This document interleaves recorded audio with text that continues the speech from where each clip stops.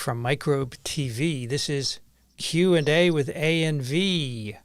I'm Vincent Racaniello, and joining me tonight from Chevy Chase, Maryland, Amy Rosenfeld. Hello, Amy. Hello, Vincent. How are you today? I'm well, thank you very much. And how are you? Everything going as well as possible? Sure. We can go with that. But look, I got the Plaque Essay Princess t-shirt. That's very nice. Who made that See? t-shirt? Plaque Essay Princess t-shirt. Dania made it. But the Plaque Essay Princess is here. It's you. It's very But anyone can buy it, right? Yeah, of course. That's Plaque very Essay cool. Princess. Nice shirt. Yeah. Thank you, Dania, for making that. I don't think Dania's here tonight, but however, we do have Frank here tonight. We have Tom. We have Steph. I think Les dropped in and out. Oh, Les is here but needs to go, so thanks for coming by, and thank all of you for moderating. It's an important thing that you do to keep this a civilized discussion about viruses every Wednesday night, more or less, except when I'm at a bat meeting, which I was last week. Can I show a couple of pictures of the bat meeting, Dr. Rosenfeld? Yeah. Go Batman. Okay, so first of all, I want to show you. So this is at the University of Colorado. I decided to stay in the dorm. And there's my room. I don't think it's a dorm. I think it's a monastery. Yeah, it's very sparse, isn't it? Of course, normally if this were occupied, it's a one bedroom and it has its private bath. If it were occupied by a student, it would be full of stuff. It'd be full of shit. You see how the bed is high so you could store stuff under it. These are adjustable. I know this from my kids. You could put the bed all the way up. This could be a bunk bed. Anyway, it was very comfortable and clean. Dania is here. All right. Thank you, Dania, for moderating. I didn't see you before. But you missed my Plaque Essay t-shirt. Where is she? I don't see her. There she is. Hi, everyone. Welcome. All right. So that's the dorm I stayed in for 3 nights at the meeting, the Third International Symposium on Infectious Diseases of Bats. Oops, that's the wrong thing. And then I want to show you some pictures of bats. So they have a colony there of Jamaican fruit bats. Here's one of them hanging from the ceiling. They hang on on the ledge with their little feet. These would be maybe 8 inches long, so they're quite small. Here's another one hanging from the air vent. So they have 2 small rooms where they breed these bats. And then here's another picture. You can see all of them. They have 200 or 300 in this little room. Most of them hang out in these cloths they have hanging. It was 5 p.m., so they were sleeping. Of course, these are nocturnal animals. But the room was full of fruit in the form of watermelon and honeydew. So the watermelons were cut into like 6-inch slices throughout the whole melon, and they're hung from chains. So the red fruit is inside, and then the honeydew were put on tables. And he said in the morning it would all be gone because they're fruit bats. So that's what they do for experiments. They breed them. And listen to this, Amy. How long does it take a mouse to breed and have offspring? 21 days. Right. These bats take 4 to 5 months to have a litter. And that's good, actually. The average is about 6 months. And if they're longer, it could be 10 months, which means that your animal husbandry is not very good. So that's what I was doing. I got back, and we did a nice TWIV about bats and bat infections and conservation. So you should check it out. All right, let's see, what do we have here? We're going to make sure we don't get so far behind. Did you hear, Amy, that New York State has done wastewater sampling and they found poliovirus in month-old samples? Yes. So it was there before. It was there before. You must know all this because you're at the FDA, and you're in the part of the FDA that deals with enteroviruses, right? I am the enterovirus FDA. So you get this information? No, but no? I knew about it. All right. So it was. They only have samples from June, and they saw it in June. But he was diagnosed at the end of May, so it's not surprising that there's So they do PCR assays, right? And they find a positive signal. And they said it was the Sabin2 derived virus, and it's related to viruses in the UK sewage and in Israel, correct? Yes. All right. So that's the latest information. So let's see what kind of, here we go. If David says, if one person in the community gets polio that leads to a bad outcome, how many people that are not vaccinated would you expect have also been infected? All of them. Well, I would say 1 in 100 or 200, right? No, 1 in 100, 1 in 1,000 develops Oh, paralytic that's 1 in polio. 100. 1 in 100. You're tenfold off. No, it's not. No, I'm not. But okay, fine. I'll give you 1 in 100. Okay. Develops paralytic polio. Right. But 99 of those, all 100 of them are infected. That's right. So the vaccination rate in that community is 60% compared For to 80%. 2-year-olds. It's about. Yeah, for 2-year-olds, right. Little, compared to 80% in the rest of the country. So I'd expect more of them have been infected, but I'm not sure they're going to let them be tested unless they develop paralytic disease, right? well, you don't test unless you develop paralytic disease. Yeah, but in this case, in a single case in a community, you might want to, but they're not going to do it, right? I think it would be interesting. So instead, they're doing the sewage, right? Well, their sewage is to make a ring to know how far it spreads. Yeah. So, like, should they be on the lookout for cases, upstate and down and further downstate, like in New York City and stuff? Yeah. They want to know how far he went or it's gone, because it's not just him; it's multiple people. So the New York Because State it's clear update, that he got infected in the United States, because that's not the virus that's coming out of the Eastern European countries. And he has not been to Israel or London. So clearly somebody from those areas brought it here. So the question is those people are asymptomatic. So you want to survey around so that you know where that person has gone. right? And we don't yet know that. They said in this update from New York State, Rockland County sewage was positive, but we don't know about the rest of the area, as you're saying, correct? Yeah, because they're not surveying the rest of the area. Oh, so they did targeted just for that area? Now, Yeah, which is myopic.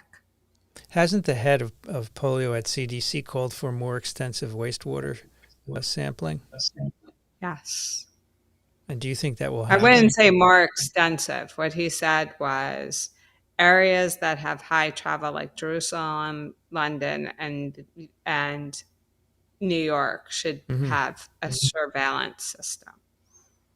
He didn't Okay. exactly say that we should go and now survey all the water that pours into all the water out of, upper New Jersey and stuff, which is probably what we should do too. Because I believe like Rockland County is really close to Bergen and stuff. And you go to Paramus all the time to buy shit. So. Bergen is and the border between Rockland and Bergen. It's right there. I grew up in Bergen, and I used to go to Rockland County for various activities. Yeah, it's like what, a 10-minute drive? Yeah, it's right over the border. No problem. Thank you, Rob, for your contribution. Should the suggestion box contain a request for a crackerjack mycologist? Well, alas, the white nose fungus can be deadly for bats. Correct. And at this meeting, there was a talk on white nose fungus. Yeah. If you want to send in suggestions for mycologists, do so. You can send them to Vincent at microbe.tv. Well, maybe Rob Hawk would like to be part of BatTwith. Oh, Rob is a mushroom. Well, he can be a bat. So Sage had COVID last week. I could taste everything, but the virus did my TRPV1 in, so the chili sauce on my favorite noodles tasted like intense pepper. I could spoon liberally from the chili jar. Yeah, I've heard that it does that. Very interesting. Okay. Do you think when shots are routinely given more than one at a time, as to young kids or travelers, that they will be more effective by somehow adjuvanting each other? What do you think, Amy? I don't really quite understand the question, but I guess they could. I guess it could act as an adjuvant. If you gave it in the same area, right? Because they'd have to be. Well, if you made it trivalent, right? I guess you could do it local. You could do systemic inflammation, I guess, right? Well, so I think the question is more like, is DPT? It's one shot that contains diphtheria, pertussis, and tetanus, Yeah, right? yeah. Are they adjuvanting each? Are they acting as adjuvants for each other? Well, they're definitely not negative. Yeah, they might be. But you know, to do a trivalent vaccine like that, it has to be tested as a trivalent vaccine. To make sure that, and it is, and it's, but when sometimes kids get a shot in one arm and a shot in the other, two different vaccines at the same time, right? I don't know.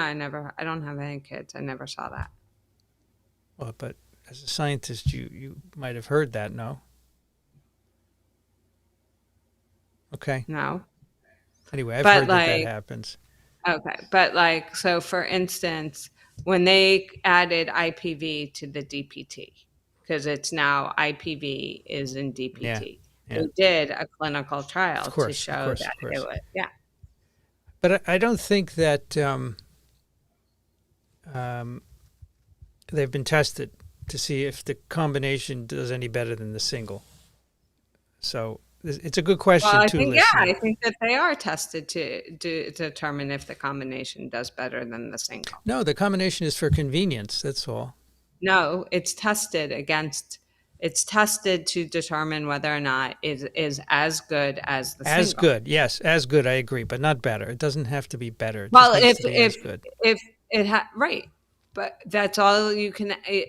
That's all you anticipate it to be. So if it's better, it's it's just by happenstance. Yes, but I don't know if it's been systematically examined whether they're adjuvanting each other, That's what I'm trying to say. Okay. Yeah, they are. That's what they do is they say, if I put P alone and I get 100 antibodies, and I put P with T and I get 50 antibodies, that sounds so good. I don't do that.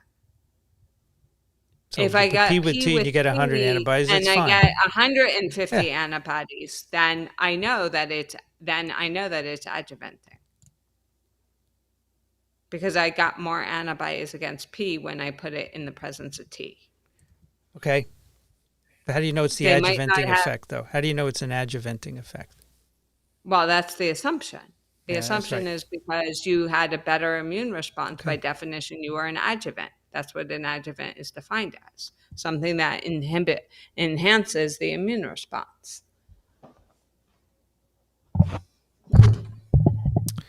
Okay, here's Laura and Kip.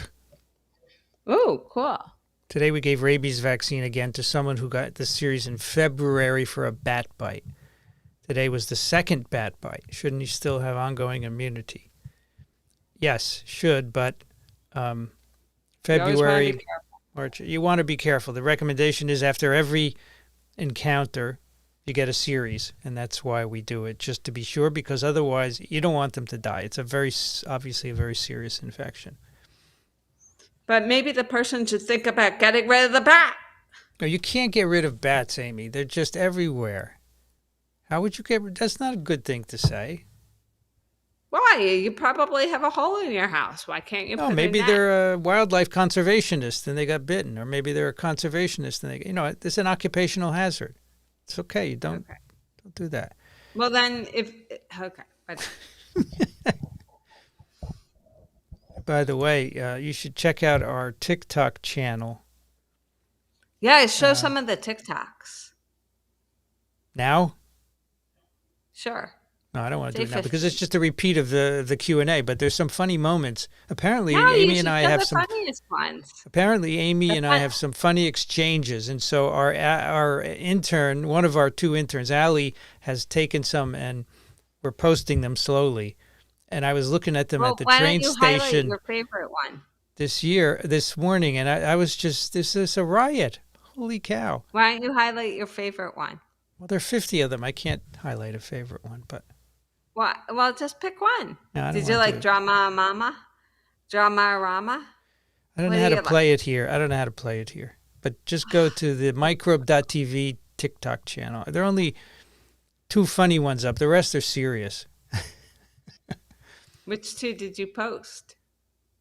Amy pimps Vincent Uh huh.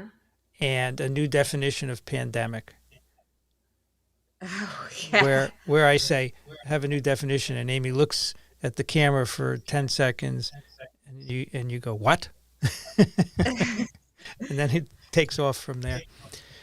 All right, don't worry, be happy. If there is no known host for polio other than humans, then does that mean that the virus originated in humans? No. No, not at all. We just don't know where it came from. It clearly originated from some other animal species, but many years ago, and we don't have any clue what that was, unfortunately. But I would say there are many viruses, Amy, for which we don't know the origin, right? Most. Most. How do you think the monkeypox outbreak is going to play out? Will the virus hit a dead end? Twitter scaremongers are already calling it pandemic 2.0. I'm starting to get nervous. Amy, is the monkeypox outbreak? It's over 25,000 cases now. Is it a pandemic, Amy? Oh, no, I shouldn't ask you that. No, why did I do that? Yeah, I'm not clear. What you want to retract that? I'm not clear why you I did take that. the question back. Okay. Well, What do you think the outcome of the monkeypox outbreak is going to be, Amy? Vaccination. Yeah, I think they're going to get their act together. I'm told that the 2 vaccines we have, which are smallpox vaccines, right? They're hard to produce. They're hard to manufacture. And so that's why there's a delay. I was scolded by someone in the know who said, you should be happy you even have 2 vaccines. So don't get all huffy because we can't make them fast enough. Well, the other thing is you notice that it doesn't hit the older people. So I wonder if when you think about smallpox, you all had everybody was vaccinated before 71. So you all have immunity. So everybody 50 or above probably has immunity. You weren't Actually, vaccinated? 50 is not wrong. I was not vaccinated. You're too young? Are you saying you're I'm too young? young. I am younger than you. As every year when my father calls and he says, "You're this old," my retort is always, "I'm still younger than you, Ira." I don't know how But long yeah, that. So there was an outbreak of monkeypox in Texas in 2003, I think, and but a it lot did of. not hit it did not hit people I who think were it did over. get people who were vaccinated over 40 years previously, so I'm not sure it will last, but we'll see. But I do think in this outbreak, Amy, once they get enough vaccines, they should do ring vaccination around every case, hit everybody, and eventually they could Well, the other stop thing it. is we have effective antivirals. Yeah, so I just don't think there's any reason this should spiral out of control. But it is because we're not, as Daniel said, we're blowing it for a second time in 2 years. And then Well, how does he define that we're blowing it? we're not getting the vaccine to people who need it. Well, that's because we can't manufacture it. Yes, exactly right. So we Hopefully should can be fix that, right? delivering antivirals. But even where you can get an antiviral, you still have to wait 21 days because the system is broken. But as I said the last time, the system is broken for monkeypox because it's in a population that we don't like. Whereas within 1 day of release of the notification to the public that there was a polio patient and only one patient, they got their ass in gear and started vaccinating with IPV on Friday.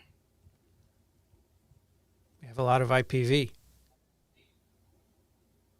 Yeah, but it's expensive and it's actually not even the right vaccine that you're supposed to go in and stop up the outbreak because it doesn't protect anybody's gut. So in fact, you're not actually stopping the outbreak. Yeah, You're but I'm just glad they're preventing not. that one I'm, person from getting paralysis. yeah, but I'm glad they're not using OPV, and so are you. No, actually, I'm not. I think that they should be using OPV. I think that they should be taking advantage of NOPV too. I think you need to not reintroduce OPV strains into the It's environment. not, NOPV2 is not a reintroduction of OPV strains. Well, you have a lot of confidence in NOPV too, then, right? It's been in 100 million guts. Okay. That's Gwen the point writes, of it. a neighbor who is a doctor told me that if vaccinated, the quick 15-minute home tests do not work, that you need to get PCR. That's wrong. Wrong. Of course they work. I mean, the doctor thinks that they're only against spike, but they're not. They're spike in I wonder if nucleotide. this Mike Strauss is Strauss the structure, my structure person from McGill from Hochul's lab. See, it says Mike Strauss.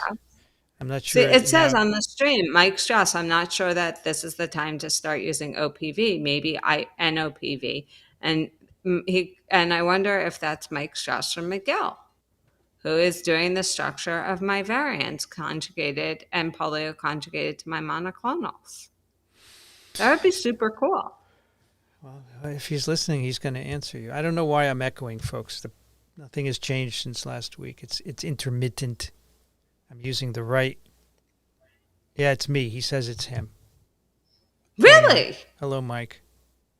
That's super cool. Now you see Amy after hours at her best. I wonder if this is the first time he's listened. I don't know. All right, so the 15-minute home tests do work even if you're vaccinated because they're looking for a different antigen than the one in the vaccine. When will we have a Q&A with Batman? In all seriousness, pumped about the Bat podcast. Yeah, I'm very excited to start the Bat podcast. I'm working on some co-hosts.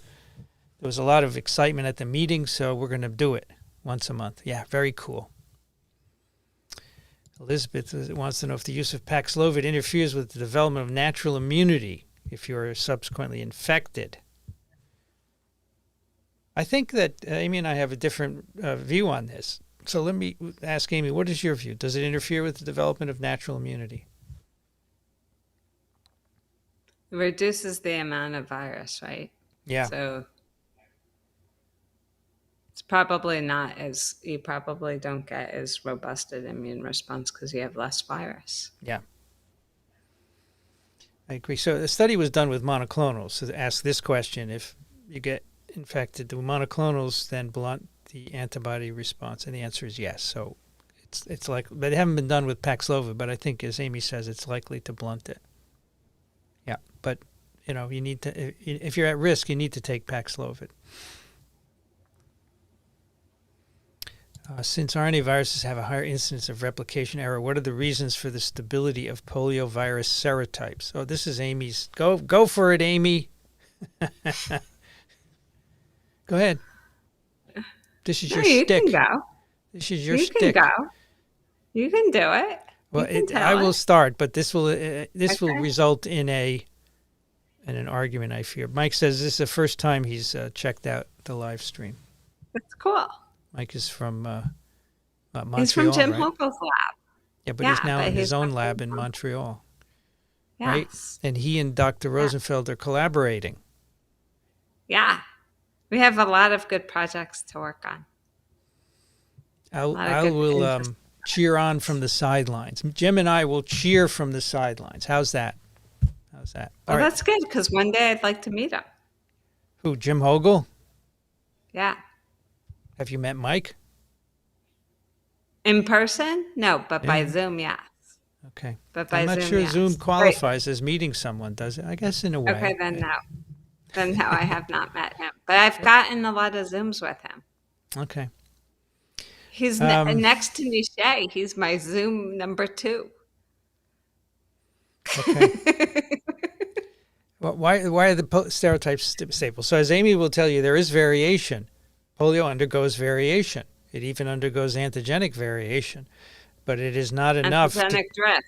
antigenic drift, slight changes, but it's not enough to destabilize the serotypes. So there's still 3 distinct serotypes, and the vaccine still works despite it being 50 plus years old. And it's interesting because for some viruses like polio and measles is a similar situation.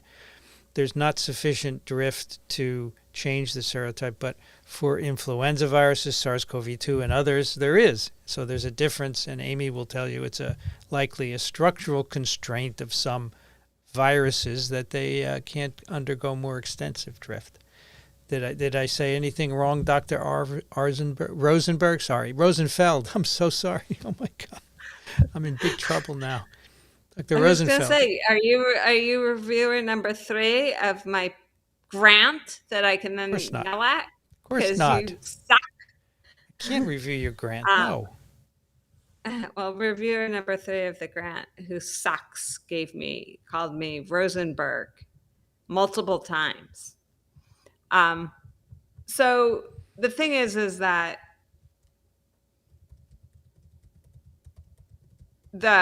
all of the sites undergo antigenic drift. The immune dominant sites must have they undergo antigenic drift that until so where you can no longer bind the receptor, therefore we are no longer able to assay you. We see loss of neutralization. Right. So all the other changes, our assays are not sensitive enough to detect if whether or not there's some kind of phenotypic change, whether or not it alters the affinity for the receptor. It's obviously not sufficient enough to inhibit infection. Right. Okay. Let's see. How long after having COVID should one wait? I think the recommendation is 90 days, right, Dr. Rosenfeld? I thought Daniel said that you should go as soon as you feel better. Yeah, the official CDC is 90, but Daniel is less. Okay. You can present both views. Thank you, S. Sun, for your contribution to science communication at the echoing incubator. I don't know why it's echoing, folks. Sorry. Very first. Well, you're not an incubator. The very first stream that we ever did, it echoed horribly. But that's because I had the settings wrong. Kept feeding it back to yourself. Yeah, I was feeding it back. I'm not feeding it back anymore, and it's been fine. And all of a sudden, you can see it goes in and out. Thank you, Richard. Hello. You have the nicest, faithful viewers. Yes, actually, the people who come back, the 400 to 500 people who come back every week are wonderful. And they're truly interested in learning. There are a subset of people, or there is a subset of people who are truly interested in learning and also appreciate the camaraderie that's here. So we love to have them every week. There's Richard, Amy, see? I know, I see. He's my lightest. He's the light part. He's my light Amy's supplier. light advisor. Do you think most New Yorkers should get monkeypox and polio vaccines? Monkeypox, if you're under 50, polio, no. If you have not had a polio vaccine, you should get it, though, right? Yeah, but I think most New Yorkers go to public school, and therefore, since I think 1982 was when it was official that in order to go to public school, you had to have a full course of polio vaccination. I think that whoever wants a monkeypox vaccine should be able to get it, but we don't have the supply right now. Hopefully we will soon. The other thing is the side effects are not so good. Yeah, the ACAM 2000 has substantial side effects. So they say if you have skin conditions, you shouldn't get it, like eczema, because it will really make a bad Yeah, then reaction. It's not for me. No. Not for me. Your T-shirt is loved. Yeah, it's cool. Plaque assay princess. Who doesn't want to be a plaque assay princess? You can all have a plaque assay. If you want to honor Amy, in her skills as a plaque assay princess, who, by the way, was taught by moi, Yeah, when I was a child, many years ago, when I was I'm much taking younger. credit for some credit for Amy's development as a fabulous scientist. I think I can do that. You can take all the credit. You obviously have a brain in your head, and that's a big part of it, so that's fine. But I gave you the path here. You can buy a Plaque Assay Princess shirt at cafepress.com/twiv. And Vanity Nutrition, who's right there, she designed it. I had her do it. So thank you, Vanity Nutrition. Our family got COVID this week after 2.5 years and 3 vaccines. Kids seem fine now. Also 3x vax. That's the general. I mean, there's certainly exceptions to people who are multiply vaxxed. They get sicker. But for the most part, yeah, you have a mild infection. It's great. I should have had the meeting. So now, sorry, what? 9/10 of my family, except my 2 sisters and myself, had been infected with COVID. And so that's 11, and only 2 had severe symptoms. Not even severe symptoms, lots of congestion. They didn't get infected with COVID. They got infected with SARS-CoV-2. Infected with SARS-CoV-2, yeah. And they developed COVID, yes. They should have had the meeting in a bat cave. Well, that's kind of dangerous, right? Because it's not environmentally sound. So, I got an email from someone the other day whose town, wherever she is bat something. Bat cave followed by the state. Isn't that something? Wouldn't you like to live in Bat Cave, Arizona? Amy? Amy's frozen. No, I'm not frozen. I just choose not to respond. I don't want to live in Bat Cave, Arizona. If you said enterovirusville, that would be a separate story. But Bat Cave, no. I wouldn't mind living in Bat Cave, the township Nevada. of Enteros, I could like. Yeah, you're right, Nick. It's Colorado State. Sorry. Colorado State, Fort Collins. Yeah. My bad.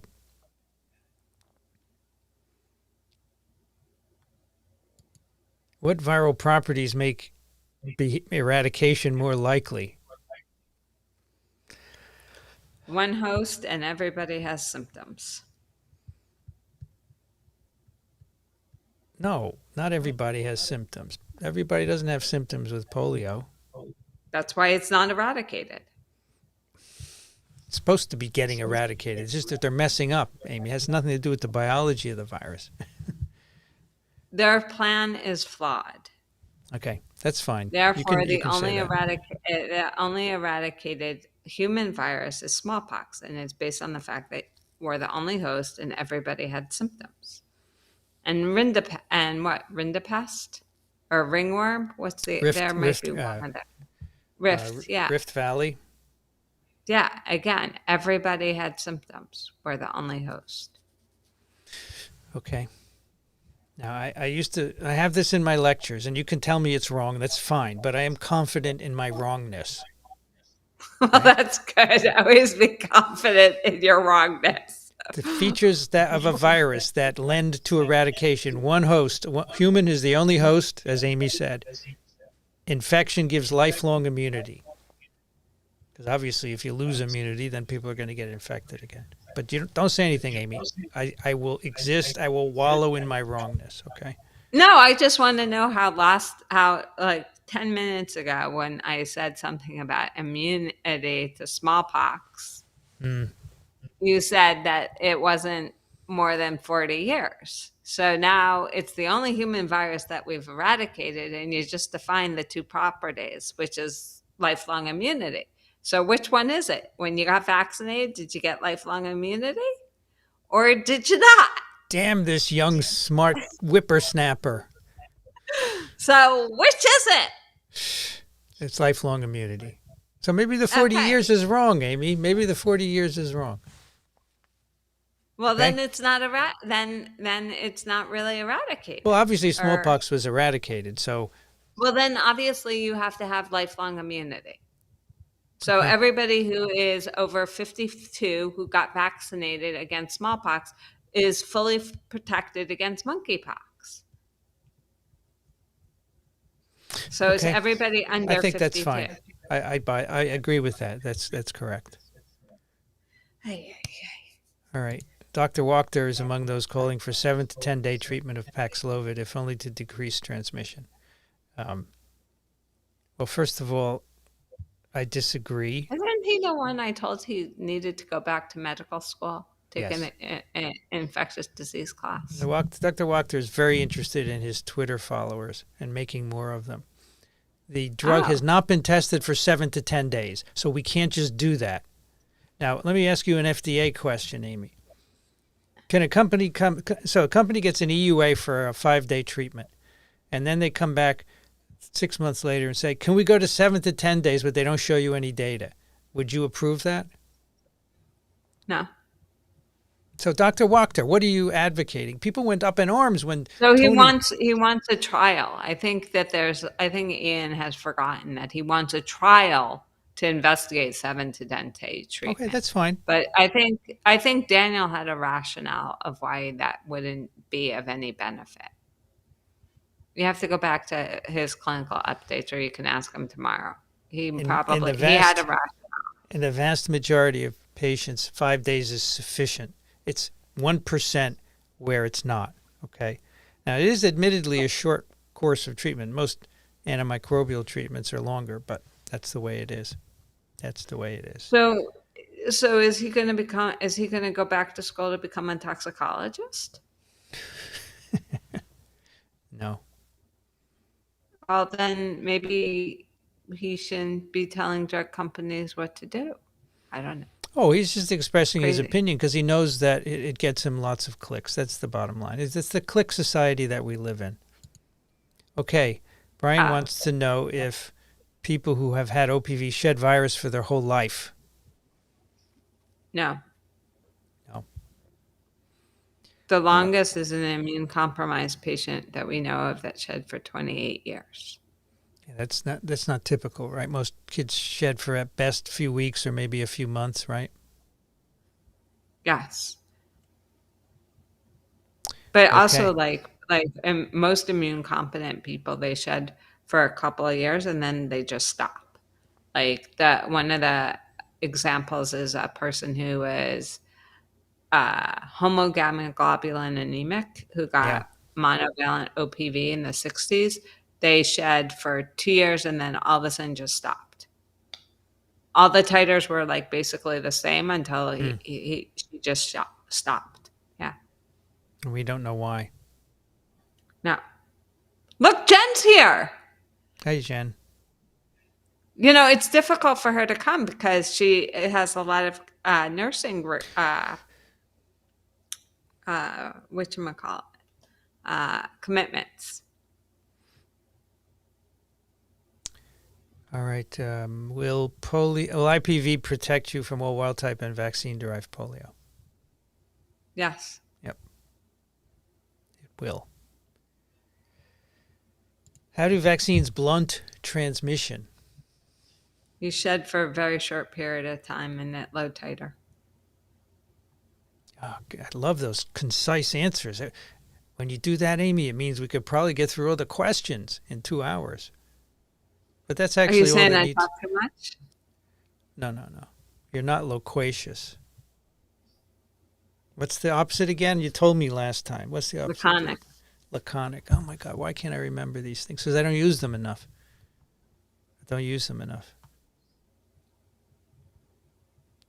All right. Recently heard you say no vaccines stop infection, though thought HPV vaccine was the only one to prevent infection. Are you now saying it does not have this effect? Does not prevent infection. So I always have said it. And then Dr. Rosenfeld told me once a few months ago it doesn't. She found new information which says it doesn't. And so who am I to disagree with her, right? You can disagree with me. You can, I don't care. Disagree with me all you want. The FDA says no. Yeah, so that's pretty definitive, right? They look at the Exactly. data. Exactly. Do we think or know whether all viruses descend from a single common ancestor? No, we do not think that viruses are monophyletic, which describes what you are saying, Liam. Whereas all other organisms are descended from a single ancestor. We're monophyletic because we have genes in common, but viruses don't have genes in common. So they're thought to be polyphyletic, multiple ancestors, as you say. They have arisen multiple times throughout their history. Oh, I love to see and learn and hear about bats. We watch them at sunset every summer in Ohio. I'm not sure I want to see them now. Well, they're lovely creatures. And I learned so much at this meeting that I have a greater appreciation for them now. I went back to find I don't know if you remember, Amy, when I was in Geelong, I took a video of bats at sunset flying off from the trees. Yeah, but you also took one when you were at Rich's and you went to the bridge where they all fly out in Austin. Yeah. But I have two of them, and one of them's on YouTube. It's called Bats in Geelong. So if you go to YouTube and search Bats in Geelong, Geelong, Geelong, it's a town in Australia, you'll find it with me and Linfa Wang chatting while the bats are getting ready to fly away. Amy, it only has 1,300 views. It's like the pre-COVID YouTube of ours. Now people will watch since you've reminded them. I'm going to have to make it a pic, otherwise people won't pick it up. But maybe Les can find the link and paste it in the chat. Have either of you seen the TV series The Last Ship, about a nutty scientist who inserted his own DNA into a virus, causing a pandemic, killing 80% of the world's population? No, I have not. Have you seen that movie, Amy, or TV series? No, you didn't see it. No, but it wasn't even in Ian's lab meeting. Why would putting your DNA into a virus make it lethal? I don't know, but do you remember Ian's lab meeting? It wasn't. Yeah, of course, I do. I do remember his lab meeting. It was not included. Sounds like something Ian would have included. I have not seen it. The Last Ship. Okay. Look it up. Well, the bats I saw in Australia, Mark, were gray-shouldered fruit bats, or gray-shouldered flying foxes. So 3, 4, 5 foot wingspans. They're the big guys and gals, for sure. Okay, Mark says, how's the monkeypox? I told you it would be a pandemic. No, yeah, it's not a pandemic yet. It's a thing of concern, whatever the WHO calls it. And we have vaccines. Episode of emergency or something. Yeah. Does smallpox vax help in any way against monkeypox? Yeah, we do think it does. Well, that's the vaccine we're given. Yeah, and here's the data. So there were very few cases of monkeypox in Africa while we were using smallpox vaccine. And then in 1979, we stopped immunizing. And then from that year on, the number of cases increased. And I know in old TWIVs, we used to talk about it and said, yeah, this is a consequence of stopping smallpox vaccination because there is some cross protection conferred. So, yeah, you probably are protected. Although we have some disagreement here on the live stream about how long the protection lasts. We don't have any disagreement. Okay, we don't have any disagreement. Excellent. I'm just saying, you can't say that you can eradicate something because you have lifelong immunity, and then say, no, the vaccine against it only gave you immunity for 40 years. Like, that's not lifelong immunity. And there it is. He says it's TWIV 296. Thank you, Les. Plug it into your Google and see what comes out. So Peter said, I used to live above the Congress Ave Bridge Amy just mentioned on the 18th floor. Sometimes when the greater than 1 million bats exited and ribbons of them passed close, the air smelled a bit. Yeah, well, when I was in Geelong, it smelled like a urinal. Yeah, it was very strong. Well, what do you think they do? They flush the toilet before they leave the nest? So I was watching this YouTube video yesterday about this woman in Australia who gets injured bats, and she rehabilitates them and then releases them. Really interesting. And she mostly gets flying foxes, the big ones. And she said when bats are young, they haven't yet learned that, they usually hang by their feet upside down. And when they're young, they poop and pee that way. And they quickly learn that they have to turn around to poop and pee so that it doesn't flow all over them. Isn't that funny? You don't seem to think it's funny. Okay. Let's answer Raz's question. Not understanding why it's necessary Give that away. to have a Wuhan variant vaccine with a new variant vaccine combo. Please clarify. Well, I don't think it's necessary. I don't think Amy thinks it's necessary, but this is what the powers that be think is necessary. So they think, okay, we have a variant Omicron and it's diversified into 4-5, and we should make a booster to that to reduce infections. But there's no evidence that's going to make any difference. And Paul Offit talked about that on Twiv a while ago. So all we know is that it increases antibody titers, but that's not all of immunity. So, and I feel that giving that vaccine is just going to play into the variant race. There'll be more variants emerging, and in the end, it won't have any better efficacy. So, but what do you any further thoughts about that, Amy? No. But most people say, well, Vinny, can it hurt? So fine, go ahead, get it if you want it. I don't think it can hurt, but I don't see the need for it. And we always go by the data, right? And that's what you're here for. Yes, Arlene, polio vaccination in the 50s provides immunity against today's polio virus. Absolutely. It has not changed sufficiently to escape. And I think Amy will agree with that, correct? Yes. There you go.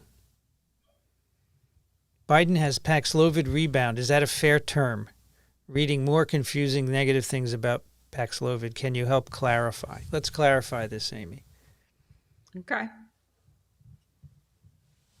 All right, Ed. Okay, I'm just getting some breath here before I talk. Let me get a little sip of water here in my Twiv mug. Little product placement, right? Do you have a Twiv mug? I do. It's in my office at the FDA, where all my science stuff is. My painting by Jen, and my EV68 particle, and my Zika particle, and then my painting of the neuronal network that you got me, and then Dixon's painting, and my mice, and Dixon's bamboo, and my penguin. Yeah, they're all in the office. That's the science area. Okay. Paxlovid rebound is not a fair term because it's not specific to Paxlovid. What's the observation is, if you test positive, you're given Paxlovid, you take it for 5 days, you feel great, and then the 5 days end, and then suddenly a few days later, you start to feel poor and you test positive again. That's why they call it rebound. But this can happen with untreated infections. It happened during the clinical trials of Paxlovid. So I don't think rebound is correct. But you know what happens? A few pundits talk to the press, they call it rebound, and that's it. We're now stuck with the term forever. It's 1% of all people who are treated that react this way, and the vast majority of them do fine without going back to the hospital. That's how I view it. And it's not a negative. Yeah, I get emails from people saying, oh, Paxlovid doesn't work anymore. Yeah, it does. 99% of people do fine after Paxlovid treatment. It's 1%. And if I gave somebody an antibiotic, what percentage of people would respond to ampicillin? I don't know the answer to that. It's a good So question. I'm wondering if this is comparable to every drug that we've ever given. It's a good point. Yeah. To quote Margaret Chan, Margaret Chan used to be the head of WHO, correct? Yeah, I'm pretty sure. Margaret? I thought it was a comedian.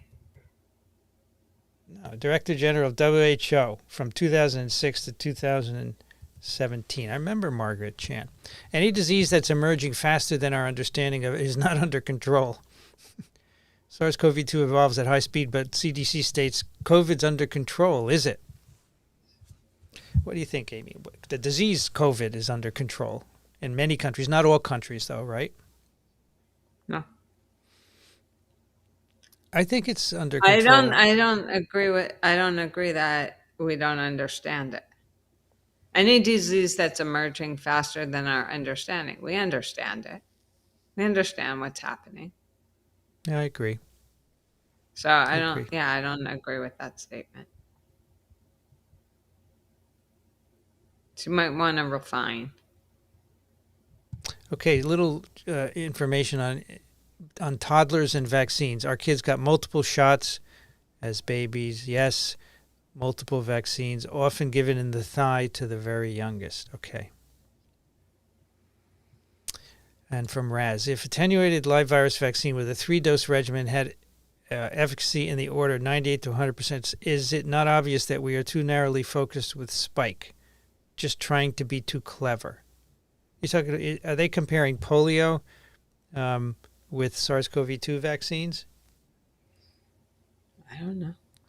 Well, the decision was made to focus on spike because the idea is that antibodies to spike will block attachment, therefore they'll block infection. That was made early on in January of 2020. It was a fast decision that had to be made, and it allowed them to develop a vaccine quickly, whereas if they said, well, let's make an attenuated vaccine, I think the development time would have been longer, right, Amy? Because then you have to figure out how to attenuate it, right?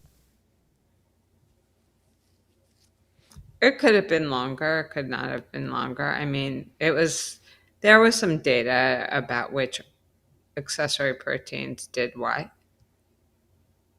You could have made a Yeah. couple of guesses. Yeah, but I think And would have been a shot in the dark, right? well, so was this. Oh, You just got lucky. Barney Graham wasn't certain it was going to work? I don't believe so. Yeah, you're right. Could have been an equal shot, but some companies were working on them, but they didn't get the Operation Warp Speed push, For what? funding for doing their. Infectious attenuated? Yeah, What companies was ever working on an infectious attenuated? it's on the list at I don't know of Milken, any company. but didn't get any funding from. It wasn't the one of the few that were chosen for Warp Speed support. That's what I'm saying. I didn't know that any company put in a proposal to do that. That's what I'm saying. Yeah. Yeah, no, that may be true in the U.S., but I think in China they were developing an attenuated candidate. They might still be. Wasn't I Eckhart think there is developing an it? attenuated candidate. I think there is an attenuated vaccine that's in trials, but it's not made by the United States, so therefore nobody would have never would have they have been Yeah. uh, eligible for warp speed. So I don't know. Wasn't Eckhart doing a codon optimized version? No, the company, the biotech company of the guy from Shapesways tried to do a codon optimized version, or was that a VSV version? Forget exactly. No, Eckhart's not doing anything. Ian is amazed that Wolbachia knocks the dengue infectivity. So if you put Wolbachia, which is a bacterium, into mosquitoes, it's an endosymbiont, so it lives inside of cells. It suppresses their ability to reproduce dengue virus and cuts down transmission. It's really cool. And when I went to Singapore in 2019, they showed me the production facility for these mosquitoes that they were releasing in an attempt to replace the wild mosquitoes and cut down dengue. It's very cool. Do you have a practice or teach only? I'm not a medical doctor, and neither is Amy. And I teach. And I podcast. Well, I guess it's all teaching, right, Amy? Yes.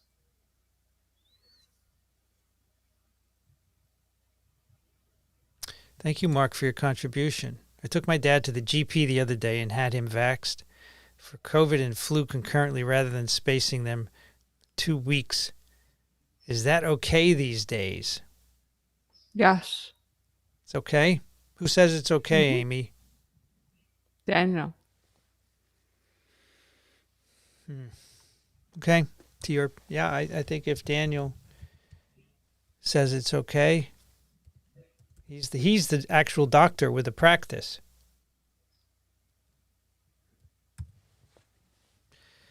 Do you think it makes sense for the U.S. to insist on vaccination control at its borders for visitors? No. But for what virus is this the case, Amy? SARS-CoV-2? Do you have to be vaccinated to come in the country? I think so.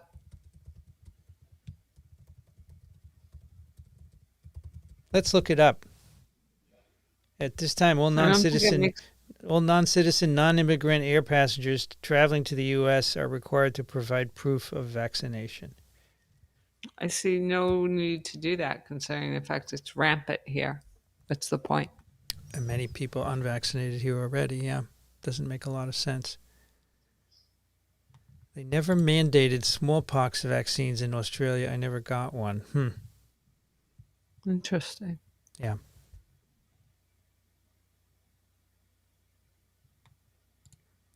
Pregnant wife took Paxlovid, tested negative day 7 to 8, tested positive day 9. Antigen, is she infectious? No. Probably not.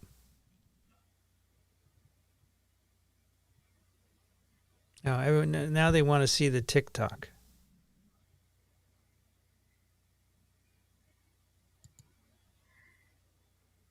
I don't want to see that TikTok. I'm not sure I could play it properly. I'd have to figure out how to do it. Sorry, just go to TikTok. Why? You just click on it just like you clicked on your slides to show the other stuff, the bats. I'm not sure the sound will go through. I'm sure it will. All right, let's see. Let me try it here. TikTok. And then I have to search for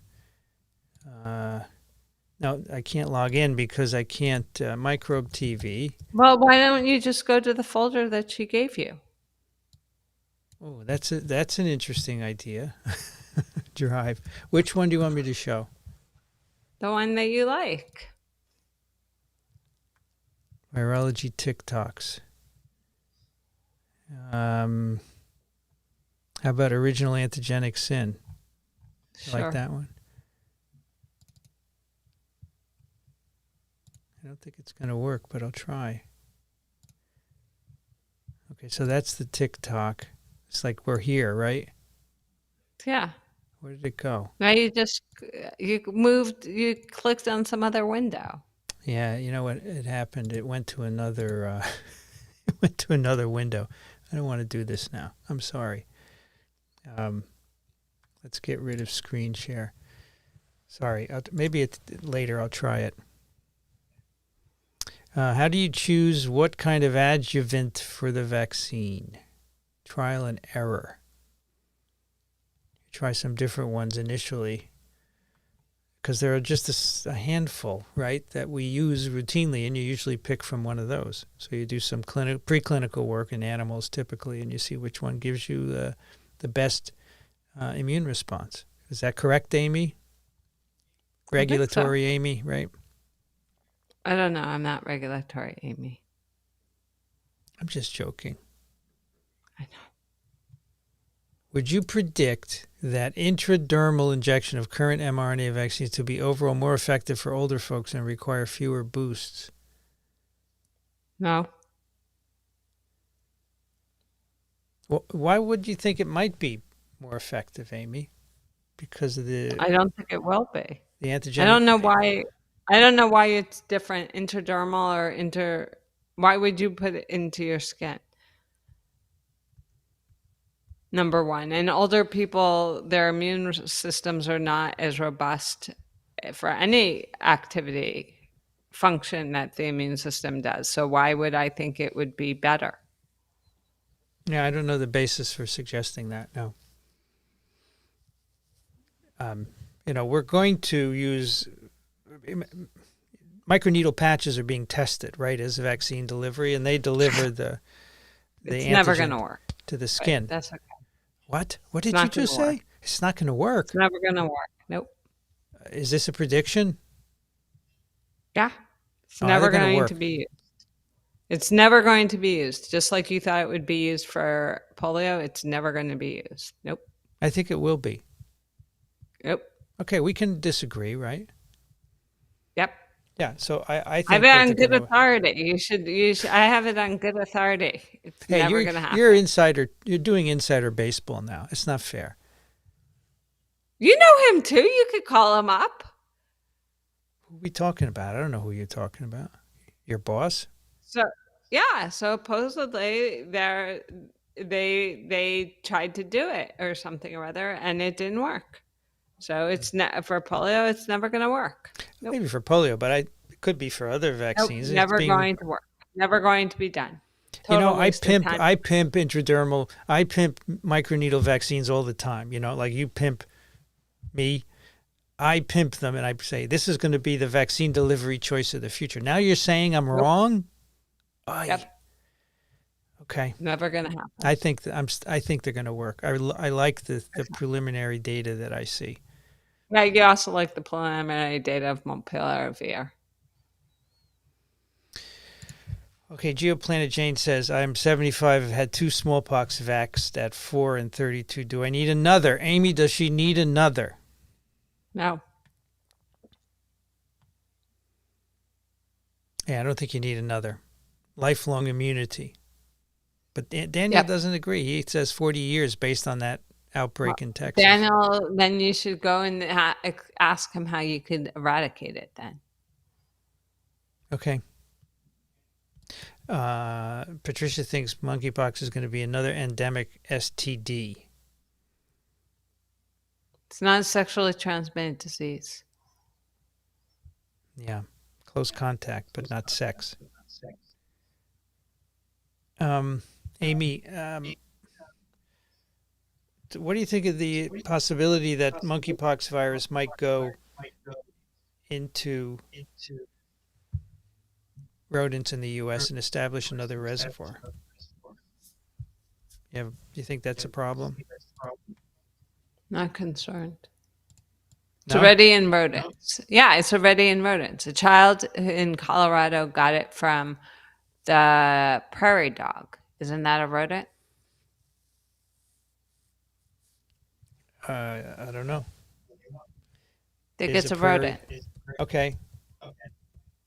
So it's already in rodents here because she got it from a prairie dog. Yeah, it is a You don't see a lot of infections, so it's already here in the rodents. I think the prairie dog got it from some other rodent that was imported, or I don't think it's endemic in rodents in the U.S. I don't know. To me, that's a major concern, that we establish another reservoir here in the U.S. and in other countries. I think we have I think the truth is it's already done. Okay.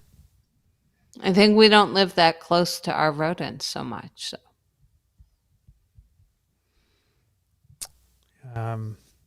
Why not just recombinant pox protein? Well, it would have to be tested. And they're not going to license another vaccine. This one's already licensed. It's very difficult to license these 2 smallpox vaccines because there weren't good animal models, and the FDA had to bypass that rule. So I don't think it's going to be tested again. So a few people are saying, what about protein? What about mRNA? It's not going to get tested. This is what we have. A Canvas 2000 and what's the other one? Generos or something like that? Yeah, something like that. All right, yeah, by Bavarian Nordisk. That's all we're going to have.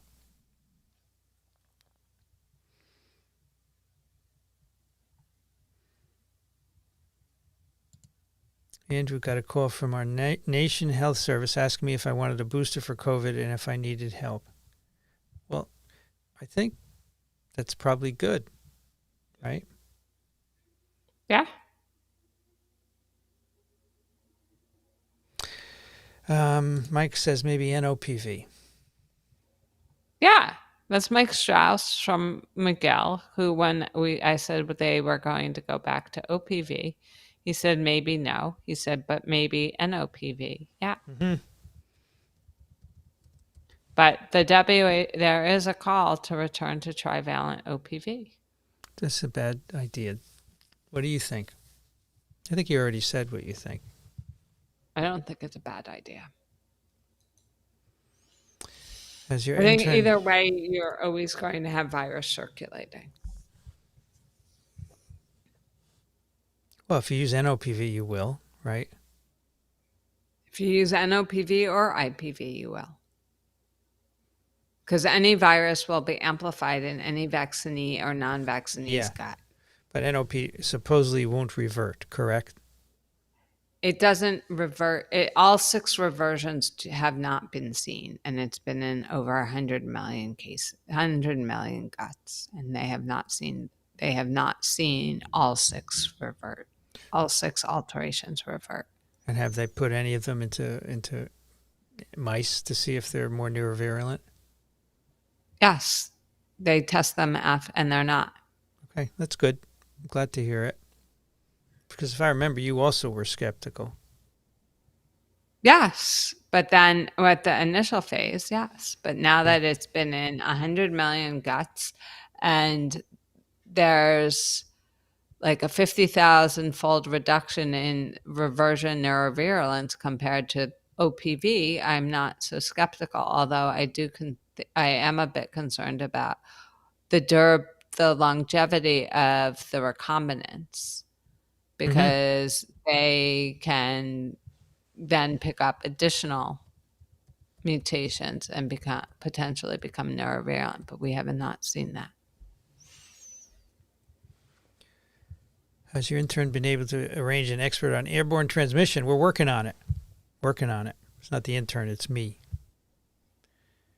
Does molluscum contagiosum confer any cross immunity? I asked my pox virus experts, and they are not aware of any studies that have been done to investigate that. You know of any studies, Amy? No, I'm not a pox person. A Nature paper suggests SARS-CoV-2 can infect CD4 positive macrophages. Can the virus there meet HIV and inherit its reverse transcriptase? It's not a productive infection in the macrophages. Infectious virus is not produced. And that would be a highly unlikely scenario because the genomes are very different. You don't think that would happen, do you, Amy? This is not the science fiction class today.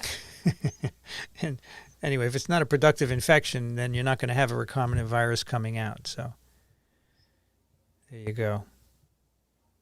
A lot of people are happy that we're not using OPV, Amy. Okay. This isn't a democracy, you know. Democracy just means that everyone gets one vote. That doesn't mean that everyone's right. Well, it doesn't matter if everyone gets one vote or if everyone's right. The one person who makes the decision is the WHO. So GEPI, end of discussion. So as I said, they funded a study, and the woman's conclusion was go back to trivalent OPV, which basically then says the eradication campaign was not a success. Why do you have to have trivalent if wild 2 and 3 have been eradicated? Because you need to protect against vaccine derived. I like either NOPV or IPV. Well, she didn't say it should be OPV as Sabin envisioned it. It should be OPV as NOPV 1, 2, and 3. All right. How about this for a plan? You use NOPV, trivalent NOPV, correct? And then you eradicate wild type 1, which is the last wild virus, polio virus. You eradicate everything. And then you switch to IPV until the circulation of NOPV goes away. Why not? No. Why not? No. because you're I giving know you said no, but I IPV, want to know why. because you're giving IPV, and you will therefore you will always reseed NOPV in the population because your gut is not protected. You will always be able to replicate virus to the level of an unvaccinated individual with IPV. No, Okay. it's a flawed. The use of IPV is flawed. Just like the use of IPV derived from Sabin was hugely flawed. It's not a success at all. Since it looks like we are blowing it yet again, what would you implement if, let's imagine, you were boss of the U.S.? Is the origin of the problems politics, money, fame, communication, etc.? The origin of the problem is the population that is infected. We don't give a shit about them. We treat them like third-class citizens. Yeah. It's politics, right? Sexual politics. Yeah, it's actual politics. Because, as I said, one case of polio, and they established. So it came out, it was released that there was one case of polio on Thursday, and by Friday and Saturday, there were vaccine clinics at multiple sites in Rockland County. At the same time, there had been more than, I think, 3,500 cases of monkeypox in New York City, and people were waiting for like 21 days to either get a test or to get drugs. What's the excuse? Well, according to this person in the know, they said it's very hard to manufacture. Manufacture what? The vaccine? Fine. Where's the antiviral? Well, if you don't have an infection, you can't get an antiviral. No, these people had infected pox. They had presented with pox. They were complaining constantly of the pain of the pox, and there was nothing for them to do. Yeah. I understand your point. I understand your point. I think it's a bit harsh, but I fully understand it, and I think maybe there is an issue with supply. I'm going to have someone on TWIV who's going to address this. Someone from BARDA who got these two vaccines. Is it next week? No, it's not till September, but someone who oversaw the development of these two smallpox vaccines and knows all about the production issues, so he can. But I don't care about the vaccine. I want to know where the antiviral is. He also oversaw the production of the antiviral, so he can tell us. Okay, see, we'll do this. I don't know what's causing the echo. I don't have a window open. There's nothing open on my computer except eCam. So if you want me to throw out all my equipment and start over, no, I won't do that. I mean, it could be that restarting the stream would do it, but I don't want to do that. And you can see it's intermittent. So, could maybe monkeypox spread among wrestlers? Yes, it could. But at the moment, what we understand is that you're only spreading or transmitting if you have lesions. You know, whether or not you can transmit without lesions isn't known. And so if that's the case, you shouldn't wrestle if you have lesions, right?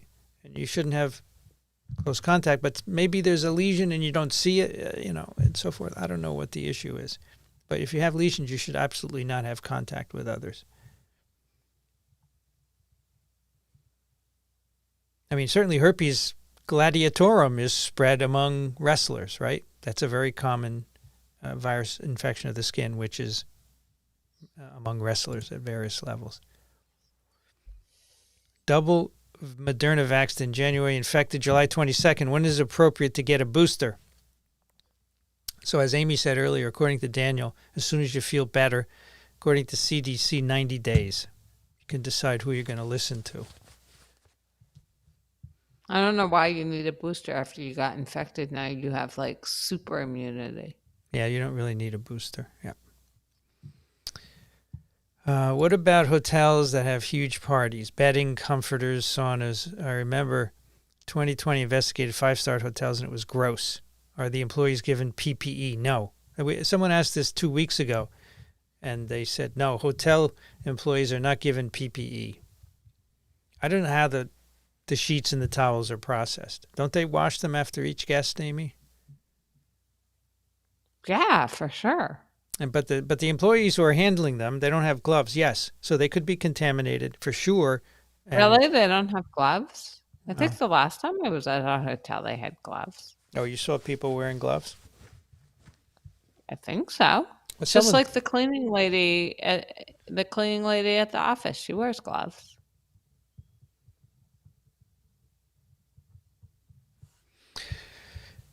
Okay, let's see.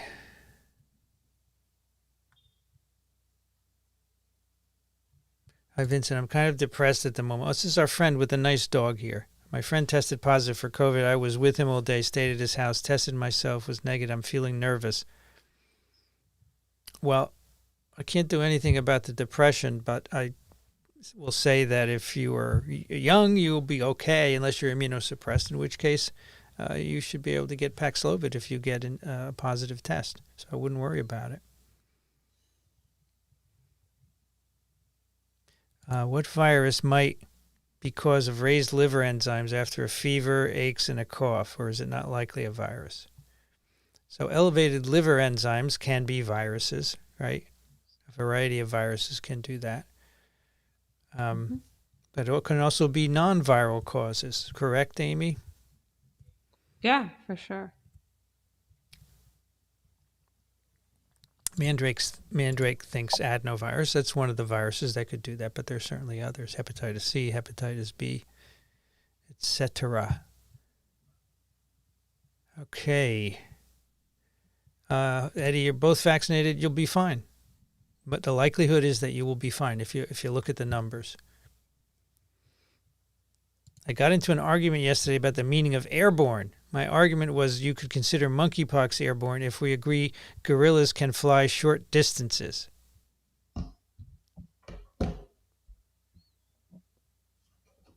Airborne means respiratory particles going into the air, remaining suspended for a while, and then either falling to the ground or being inhaled by someone else. As far as we know, that's not how monkeypox is transmitted. But if you somehow made an aerosol, if you had a lesion and you generated an aerosol from it, then it could be airborne. So Ebola virus is not spread by an airborne route, but if a doctor is doing an intubation on an infected patient, he or she is creating an aerosol that could have virus particles in it and infect him or her. So it depends on the situation. Wouldn't you agree, Dr. Rosenfeld? Yes. Mike says he's more interesting on Zoom than in person. That's cute. That's funny. Oh my gosh, you two on TikTok is amazing. Yeah, it's pretty funny. I was laughing this morning on the train station, and this is something I did because the person doing the TikTok, Allie, right? Yeah, Allie. I mean, when Amy makes a face, she zooms in on it. When I put my hands on my head, she zooms in on it. So she does a really good job. Yeah, she's very good.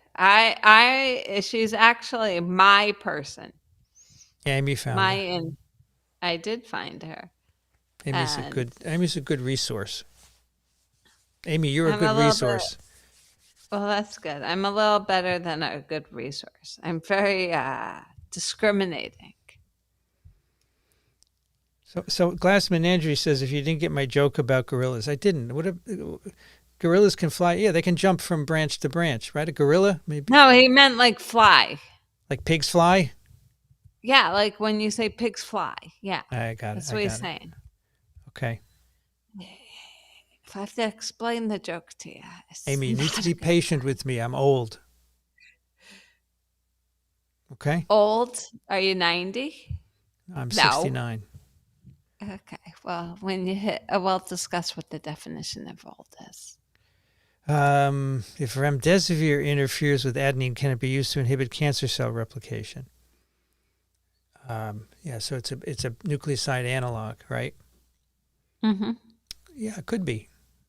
In theory, yeah. But you have to figure out how to make it non-toxic, right? Because it's going to be also incorporated into normal cells. Do you know if remdesivir has ever been tested as an anti-cancer, Amy? I would assume it has been. Just like molnupiravir was. Amy, have you changed your lighting? I don't think so, right? No, not since Richard sent us lights. Are you using them? Yeah. But he sent I you 2 use new ones. Yeah, I use them. In the back there? Yeah, maybe they're just not in the right position. Oh, so that's why the back is not what did he call it? A dark cave, a bat cave. Yeah, that's good. Yeah. Maybe they're not in the right position. We can figure it out. We can test it out. We haven't really been home. Okay. If both dengue vaccine and Takeda's new vaccine are tetravalent, does Takeda's also technically result in ADE? Although Takeda's might compensate because of T cell stimulation. If not exactly, why doesn't it? Well, I don't know the details actually, but I'm planning to get a dengue expert on to talk about this. But if you get good immune responses to all 4 serotypes, you're not going to have ADE. The problem with the dengue vaccine was that the serotype 2 response was poor, and therefore the ADE was happening with serotype 2. And I think this doesn't happen with Takeda vaccine.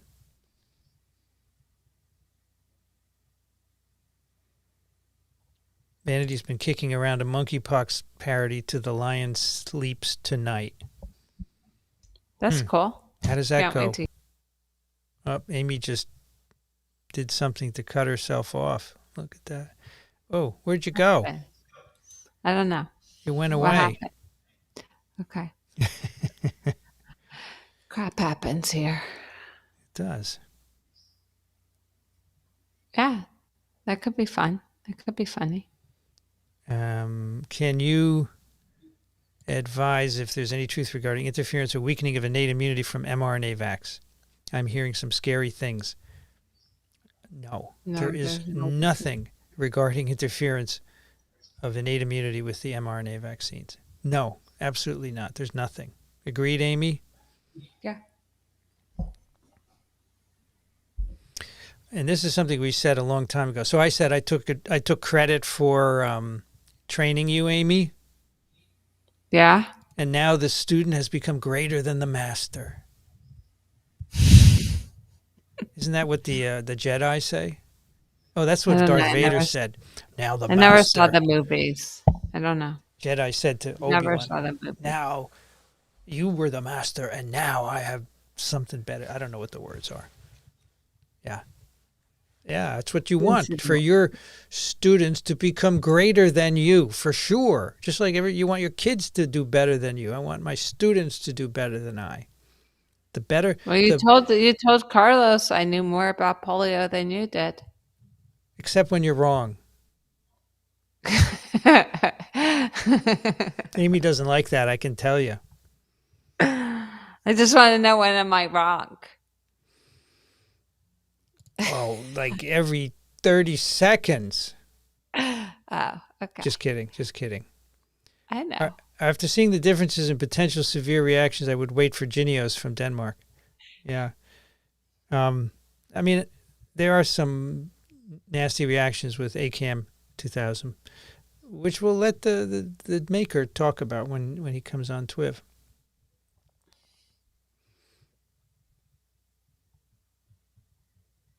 Is there an amount of time recommended to wait after recovery from COVID before getting a monkeypox vaccine? That's the first for that. I haven't heard that question. Yeah, I don't know.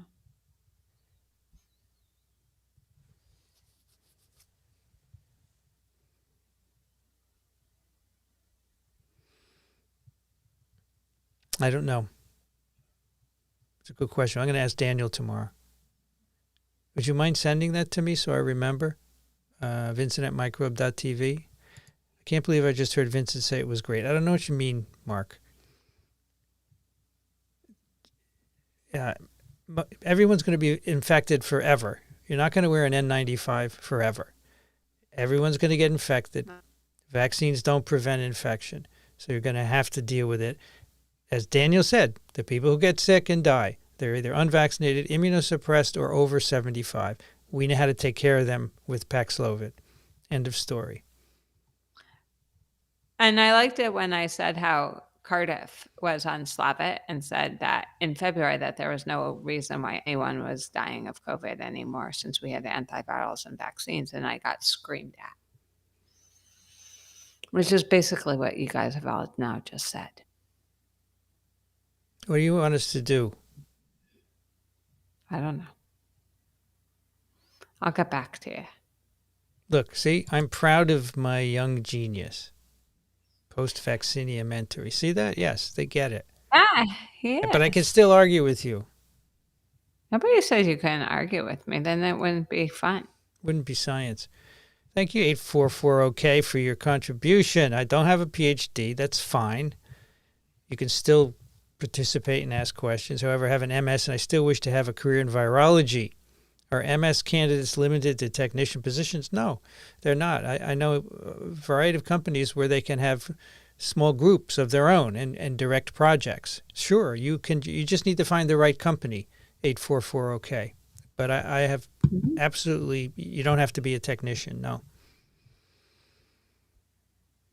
Peter says, instead of using whole spike for SARS-CoV-2 vaccines, is it possible to separate just spike epitopes and add new variants in a broad spectrum-based vaccine? So that's the Pamela Bjorkman strategy. She makes mosaic nanoparticles with 8 different receptor binding domains. So it's not the whole spike, it's just the RBD. And she gets broadly neutralizing antibodies. So those are going into people. We'll see. I think that's a good approach. It's great to see Amy with a delighted smile on her face. I think your lighting is too bright, though. Can you turn it down a little bit? Yeah, but the thing is it hasn't changed since last week. Just your face. Oh, maybe it's on my end. Maybe I did it, and my camera affects thingy. Oh, wait, I have to. Okay. You turned one off? That's good. Turn one off. No, that's perfect. I like that. That's very good. Thank you, Amy.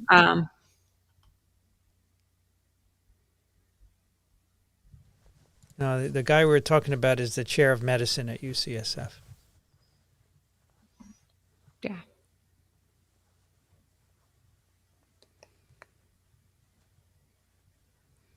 In our clinic, we see rebound in patients who didn't take Paxlovid. Yes, that's what we mentioned. You get it naturally. What other viruses have some degree of rebound? I think the problem is that rebound is rare. I don't understand the question. Okay, it's related to something we answered earlier. Okay, about no, I know, but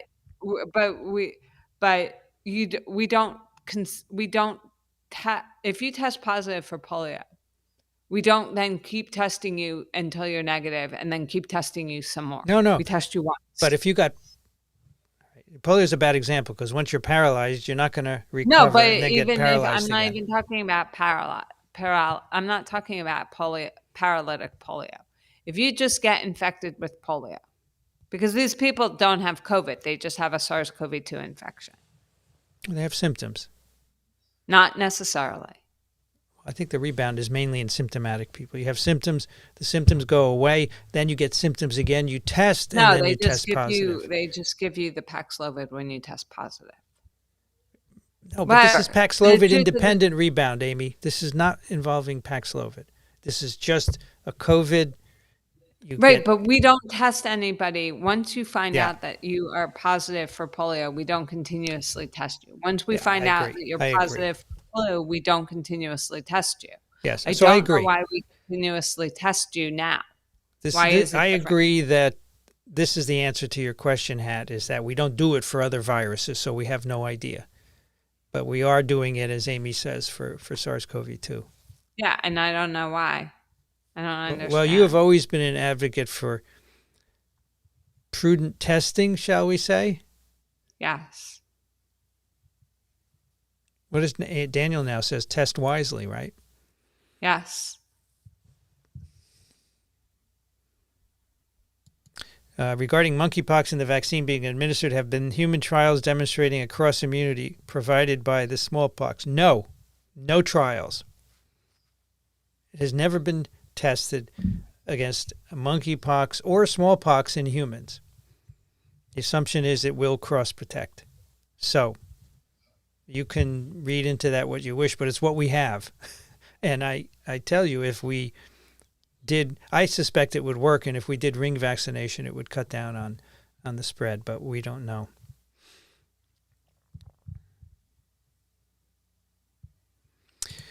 Wasn't the 1% in the trial only an unvaccinated? It definitely seems more than 1%. Or no, according to Daniel's summary, it's 1% are getting Paxlovid rebound, not more than 1%. No.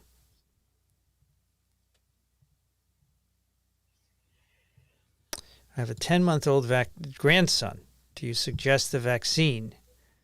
I'm in favor, but the other grandmother is worried because it's a new vaccine. It's fine. Get vaccinated. Yes, get vaccinated. Absolutely. You don't want the child to get COVID.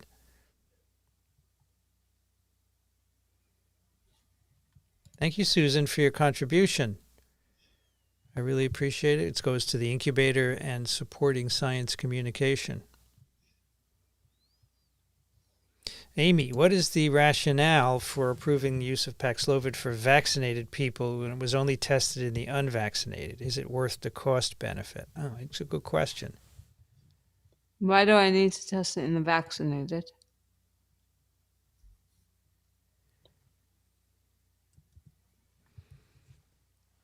I agree. I think it's tested and it doesn't need to be retested in a different population, yeah.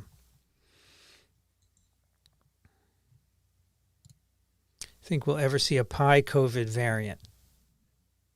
Yeah, probably. The rate we're going. Hello from Tbilisi. Wow, cool. Welcome, Mariana.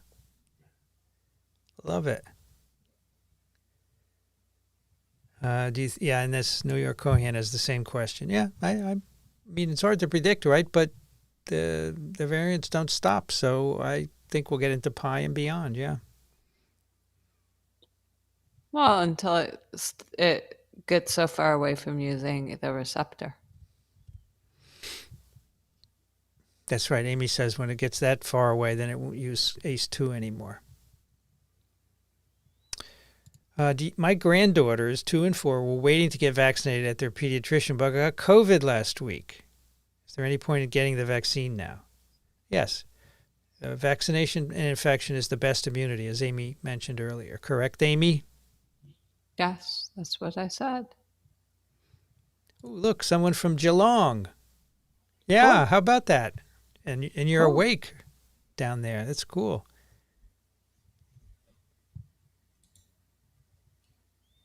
Located on Blue Rock Mountain, also known as Bat Cave Mountain, North Carolina. It is the largest known Augeneiss granite fissure cave in North America and is a protected area. Thank you, John. Should we be concerned of Burkholderia pseudomallei in Mississippi soil? No, it is a soil inhabitant. Yeah. It's a soil inhabitant. What's this about Geelong? I visited a number of years ago, and I took a video of bats in trees next to a golf course. You can just go to YouTube and search for bats in Geelong, and you'll find it.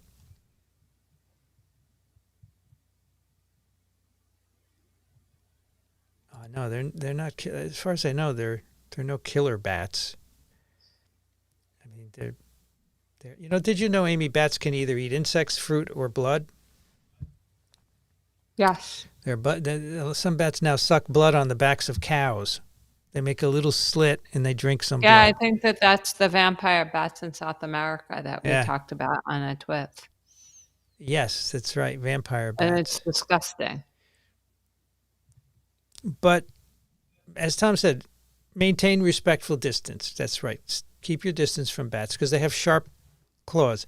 As the lady in this video I watched yesterday, the conservationist, she was handling a flying fox. It was small, it was a juvenile, and it wanted to put its claw in her ear, and she said, "No, darling, I don't think I'd like your claw in my ear." It's very cute. Sure, we can go with that. And yes, a lot of fruit bats in Australia. Yeah, New South Wales, Central Coast, and other places as well. And so, yeah, if you go to TWIV 296, the real Batman Lympho Wong, that's my visit to Geelong. And there should be a link in that to the Bats in Geelong video. Why are we seeing so many viruses emerging lately? Viruses are We've always... been in quarantine. What did you say? Because we've been in quarantine, we haven't really been exposed to as many things as we normally are.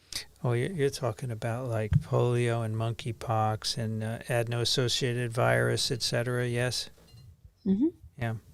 I don't know if that means lately or not, but lately in the last 20 years or so, it's population growth, incursion, and disruption of ecological regions that does it.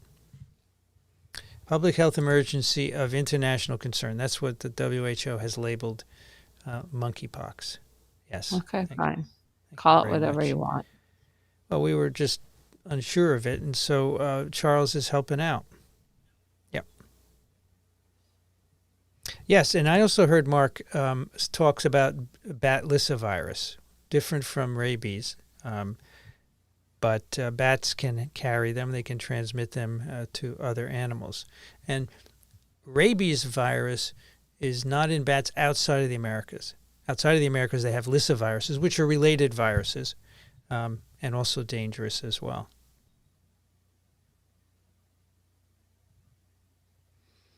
Mike wants to know, Amy, what are the odds that we are going to have rapid response multivalent mRNA vaccines?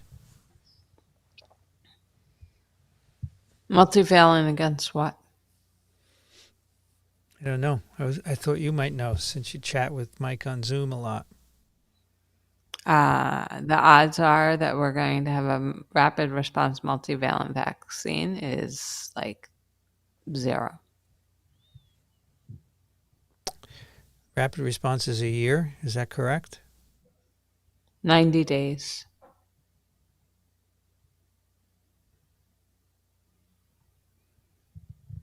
Do you think we would be better off with whole virus vaccines? Targeting just a spike creates a lot of pressure. Well, China made some whole virus vaccines, and they don't perform as well. So I think the answer is no. And they're now making their own mRNA vaccines. So, well, that's not the right response. Then that's not. It doesn't matter how you give the vaccine. It's the antigen. These are inactivated whole virus vaccines. So what vaccines. you're saying is whole virus vaccine, so now they're making a spike-only vaccine. They're making an mRNA vaccine. I don't care about that, but that's what I'm saying is that's not the right logic. Yeah, it is. I'm the teacher. You're the student. I'm the master. You're the student. It's the right logic. Well, that's not the right answer. Yes, it is. It's not the For right SARS-CoV-2, they tried inactivated vaccines. They're not as good. And so now they're making an mRNA vaccine for spike. They're making a spike-only virus. That is the antigen, and they're supplying the antigen using What's the mRNA. Difference? Amy, come on. Don't be silly. This is a silly argument. No, it's not. Yeah, it is, because the point is... Okay, fine, whatever. The delivery mechanism... You can corrupt it as any way that you want. The delivery mechanism doesn't matter. It's the point is that it's a subunit versus a whole virus. The whole inactivated virus didn't work out for whatever reason. So the point is that it's one antigen versus a whole virus. And it doesn't matter how you devise that antigen, because they could have been using an mRNA. They could have been using a protein-based virus and a protein-based vaccine, and they would have gotten better response with Amy, just because I threw out mRNA vaccines, it does not warrant this diatribe, okay?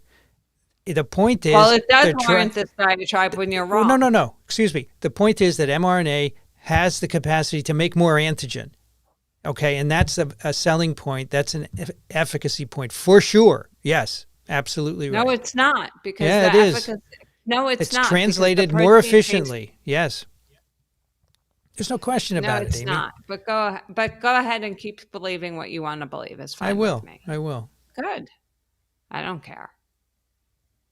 So the point is for SARS-CoV-2, the whole inactivated virus didn't work. So they're choosing to deliver spike via an mRNA vaccine. I have no problem with that, but there's no reason for you to jump all over mRNA vaccine. The that's original not point the right was correct. answer. Yes, it was the right It's answer. not the right answer. What causes an antigen to elicit immune responses and be more or less immunodominant? This is a very good question, right? What makes parts of spike immunodominant versus immunosubdominant? No idea. We really don't know. If we did, we could make antigens that are immunosubdominant but broadly protective, for example. And people are trying to figure out how to do that. It may be. Well, we used the immunodominant epitope and it didn't really work. Who? Peter Hotez made an RBD only vaccine. It wasn't half as effective as having full length spike. Yeah, we don't know the reason why. That's the point here. We don't know what makes something immunodominant or subdominant. If you give the entire influenza HA, right? You have the dominant head and the subdominant spike. We don't know why that is. And I think finding out why will help us make better vaccines. Okay, whatever. Do you think the heat waves are going to drive up Naegleria cases? Well, I don't know. I think they're pretty rare to begin with, but you mean because people are going to be swimming in places where the Naegleria is living at the bottom? It might. It very well might. And Doreen says, finally, lately, I hear mention on mainstream media that rebound is seen with and without Paxlovid. Yeah, it didn't fit their narrative to say that, but eventually they have to. I got a mild rebound and knew in my bones that a second round of Paxlovid would have got me through it. Well, that may very, very well be, but unless you're Tony Fauci, we can't do that, right? The EUA does not allow you to have a second course of Paxlovid.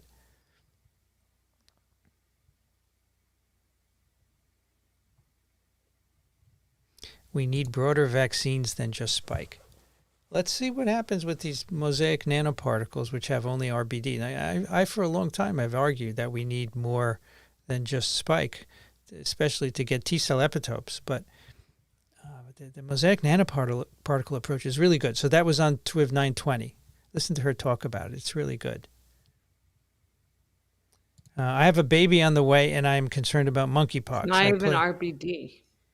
What? It's not the RBD. Her nanoparticles are against site 3 and 4, which are at the bottom of the spike protein because they're conserved. RBD. It's RBD. Well, that's not what. It's not the. That's not right. It's the RBD is 4 antigenic sites. It's the pan coronavirus vaccine that she's promoting to do this, and it's against the bottom of that is conserved, just like the stock of flu. That's what she based it on. Okay, we'll check it tomorrow. But you can say whatever you want. Yes, I can. I mean, I appreciate being corrected, but I think she said she put the RBD on. All right, and I will check it later. We could look at her science paper, which came out just a few weeks ago. All right, back to monkeypox. The bottom part. I play basketball. Could I get infected that way? Yes, because you're bumping into other people, right? That's close contact. If they have a lesion, you can get virus on you. So yes, you could get infected that way. And so the best thing would be for people not to play if they have lesions, but sometimes they may not even realize it. But yes, the close contact of basketball is one way to transmit it, yeah.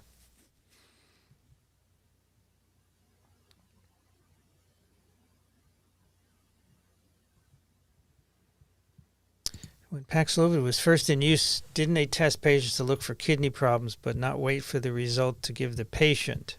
I don't remember that. The thing is, if you wait too long, then you lost your window of opportunity, right?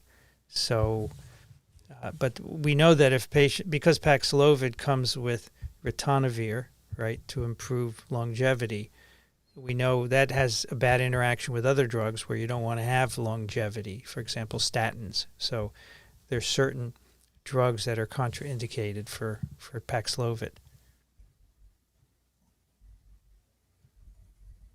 Amy, can you show us Dixon's painting? No. It's not here. It's in your office, right? Yes. Wasn't there a VSV SARS-2 vaccine? Yes. This didn't. Didn't work. It's the one that Merck was developing. Is that right? Yeah, I think so.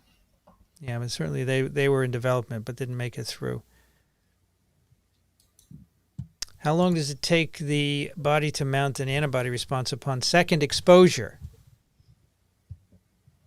It should be a couple of days at most. The memory response kicks in 2 to 3 days.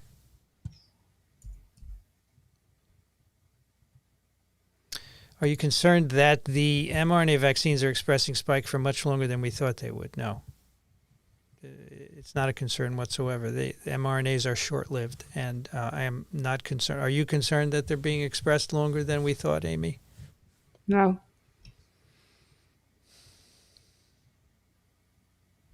Amy, here's one for you. We need a vaccine against all coronas. Is that even possible given current virological theories? No.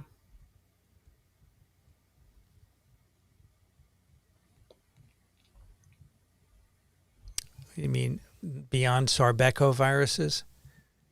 You could do it against. Yeah, if you could make it against also, I guess if you made it against the conserved region of spike for Sarbecos, you could do it against all Sarbecos, but that's going to be not including alphas, right? Yeah. Or gammas or deltas. Right. Right. If you're infected with SARS-CoV-2 and then 4 months later get your first vaccine dose, would it be somewhat equivalent to 2 vaccine doses in an infection-naive person?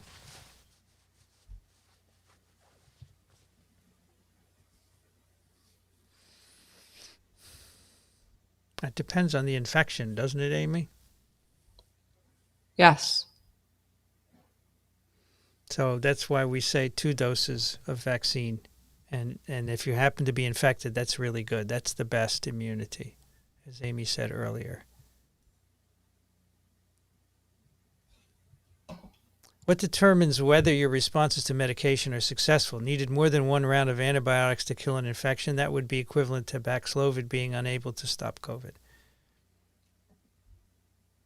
Yes, well, obviously for antimicrobials, you can have recurrences of infections and for which you get a second course. That's very common in urinary tract infections, for example. But it is within the approval of those antimicrobials. It's not within the EUA for Paxlovid. Remember, it has emergency use authorization, and it's for 1 course only. And there isn't, I have not heard of that being changed anytime soon.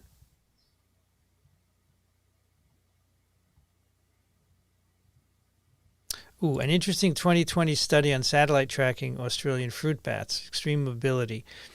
Yes, so a number of talks at the bat meeting showed people doing this. They track bats by putting various transponders on them. And there was one in Uganda where they tracked, I think they're Egyptian fruit bats from their cave. Every night they would fly 40 kilometers to a tree and eat at the tree and then fly back again. Amazing, 80 kilometers round trip. And the tree, of course, is near a house. So if the farmer is outside, they could risk being infected.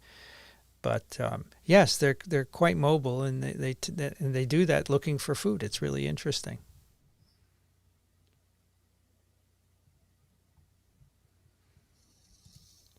For early delivery of antivirals, a June 2022 New South Wales study claimed 72% sensitivity for symptomatic cases, much higher PCR, near rapid turnaround. I'm not sure I understand this question, Ian. Do you understand it, Amy? No. I don't understand what you're saying. Apparently I was wrong.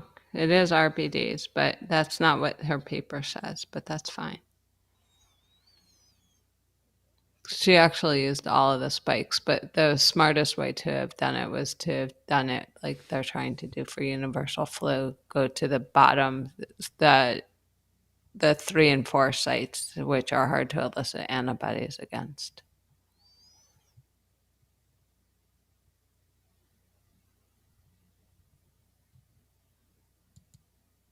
We did that one already. Sorry. If you get SARS-CoV-2, then a first dose vaccine 4 months later, when should you get the second dose?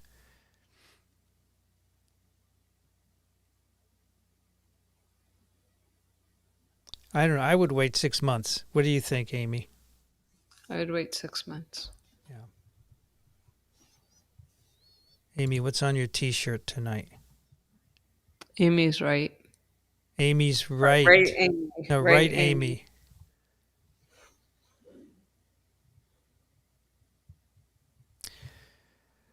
Are rapid antigen tests losing their sensitivity? And what is the most rapid PCR turnaround nowadays? You know what the most rapid PCR turnaround is, Amy? No idea. Well, I know you can do it in 4 hours, right? 40 cycles takes about 4 hours of standard PCR. Yeah, but the extraction of the RNA, well, it depends on how you do it. Like if you use a kit, it takes a half hour. I don't know. I don't know what companies tell you today. I don't know why antigen tests would be losing their sensitivity. No, I don't think they are either. I think this is a narrative that appears in the media from time to time. Well, I'm sure it's fed by some Twitter virologist. If we understand what's happening, can we also say predictably what's going to happen? No. No. You can't predict what variants are going to come along, although some geneticists, genomics people think they can. But as Amy said, you can't do it. You cannot do it. Good luck to them. You can barely predict the weather outside for tomorrow. Hey, Dawn says, I had depression when I started watching TWIV, doing a lot better. It's funny how, while didn't like life, I got interested in biology and I started small. Thank you so much. Well, thank you. I'm glad it helped, Dawn. That's a great story. Love it. And Andrew says, if technology is on Star Trek, it'll eventually be developed. Really? We're going to have a Scotty that is going to transport us in the same fashion that they did on Star Trek? You don't think that's happening? Sure. I think we're going to have transponders that you wave and they'll diagnose your disease. Yeah, I do. I do think so. Just like I think microneedle patches are going to work, Amy. You can be wrong. I can be. Just like I can be. And you will be. So. Do you worry about getting long COVID? I don't. No. As someone said at ASV, we're virologists. We know the odds. I understand what's going on. I know the likelihood of something happening. And I choose that? I don't remember, a virologist. I don't remember. No, I don't worry about it at all. I don't doubt that it's a real thing. Okay, I'm not saying it's not real. And I don't doubt that fatigue is part of it, even though people are attacking me on Twitter and on email saying I disrespect long COVID patients. Why do you think I have an MECFS person writing on my blog for 10 years? You know who I mean, Amy, right? Yeah, diarrhea of the mouth. And he writes a lot. A typewriter. And I give him a platform because I think it's a real issue. But for my own case, I'm not worried about it, no. So this is what someone asked me today. Can you get monkeypox from cuddling? Cuddling is what you do with a little stuffed animal, right? You cuddle with another person. If you got skin-to-skin contact, you could transmit infection. So I think saying cuddling doesn't transmit is not correct.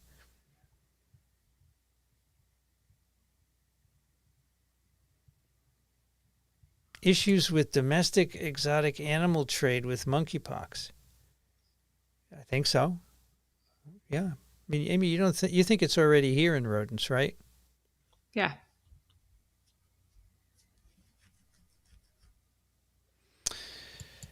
Is it essential when vaccinating children to use live attenuated replicating vaccines so their innate immune system gets trained? It's not essential. No, not at all. Some of them are not live attenuated. Well, the chicken pox is not. It's protein based, right? Um, the kids one was an attenuated vaccine, but many of the bacterial vaccines are not attenuated. Well, they're just the toxin. Yeah. Oh, Dawn, I remember you from the live stream virology course now. Yes, I remember you took the live stream course last fall. You can't, it's too hot to sleep in the Netherlands. I thought it was always cool in the Netherlands. The Low Country, right? All right, let's see. We have 5 minutes. Let's move down the list here and see if there are any. So here's a good one. All right, so 2 Listening says, we had a lot of IPV ready because we're administering it. We have very little smallpox vaccine. That may be relevant. So if I touch an open vesicle, how does it get into me? Well, you touch your eye, nose, mouth, open wound. That's correct, because the skin should not be broken. But as you know, our skins are all broken because we have various injuries to our skin. With microabrasions. So Vanity says the top covers are never laundered. So the kind of cover, the sheets are laundered, but the whatever's on top of it is not. Okay, so people could be oozing vesicle fluid onto those, right? I would assume so, but I would assume then we would hear about more cases because that would be analogous to us giving the blankets full of smallpox to the Indians. Yeah. Bedspreads. That's what they're called. Bedspreads, right? Yeah, but that would be analogous to us giving the blankets to the Indians. Yeah, you're right. Well, Which in was a total disaster. in my dorm room, right? There was just that blanket sitting there, which may have been full of monkeypox, right? Virus. Guess so. I didn't touch. I put it on top of the sheet, so I didn't actually. You don't need. Well, you did touch it. You touched it when you put it on top of the sheet. How else did it get there? It's nicely folded at the end. I used my magic wand thingy. Okay. Monkeypox motel, yeah. Oh boy. Good plan. Bedspreads.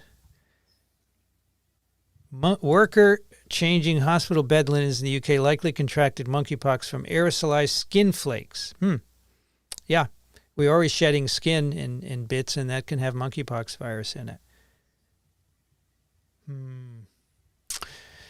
Oh boy. Well, didn't Daniel say last week that in rare instances can spread as an airborne virus? So I suppose if you sneezed at someone in close vicinity and you had virus in your saliva, it would go in particles to the other person. But it's not being shed from your respiratory tract as far as we know. There's a lot that we don't understand about it yet because it hasn't been studied extensively. Once again, underfunded research. Well, the cases have We largely been eradicated because we eradicated smallpox, so we don't need to fund any research on it. Well, Good also plan. there are cases have been in Africa, so we don't care typically, right? We're not helping them out. Although I have to say, in one of the talks at the BAT meeting, they showed a new laboratory that was built in Uganda, and it was paid for by DITRA, which is a Defense Infectious Disease Agency, DITRA. What does it stand for? They're also the same people who gave a lot of money to a certain individual, so they don't always make good decisions. Well, I'm just surprised that they were able to pay for a lab in Uganda, right? Defense Threat Reduction Agency. It's the military. Well, I don't know where it's related. I don't know where U.S. defense bases in relationship to it. It's got to be strategic for that reason. That's why it's there. Okay, let's wrap this up here. Scroll to the bottom. Still a lot of questions, but it is time for us to thank everyone. Yeah, ring vaccination is the current strategy being adopted in several Canadian cities. I think that's what we need to do. You vaccinate around known cases, and you give it to, I think we need to give it to whoever wants it. If people feel they're at risk, you should give it to them. Anyway, I want to thank the moderators for this evening. We had Steph, we had Frank, we had Tom, we had Vanity Nutrition. I think Les also hung around for a while, so everybody was here. And I want to thank all of you for coming, over 500 of you.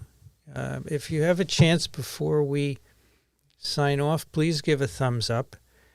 We have 326, so there are a lot more of you hanging around. Why do I want you to do that? That would attract more people here to try and get the lowdown on science from us. We really want to teach the world about viruses.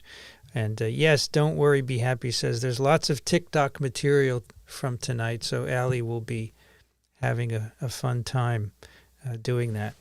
Thanks, everybody, for coming. We'll be back next Wednesday, 8 p.m. Eastern. Amy Rosenfeld, thank you so much for coming tonight. Really appreciate it. Yeah, it's good. And thanks, everyone, for coming. All right. Good night, Amy. Good night, everybody. Good night, Vincent. See you next time.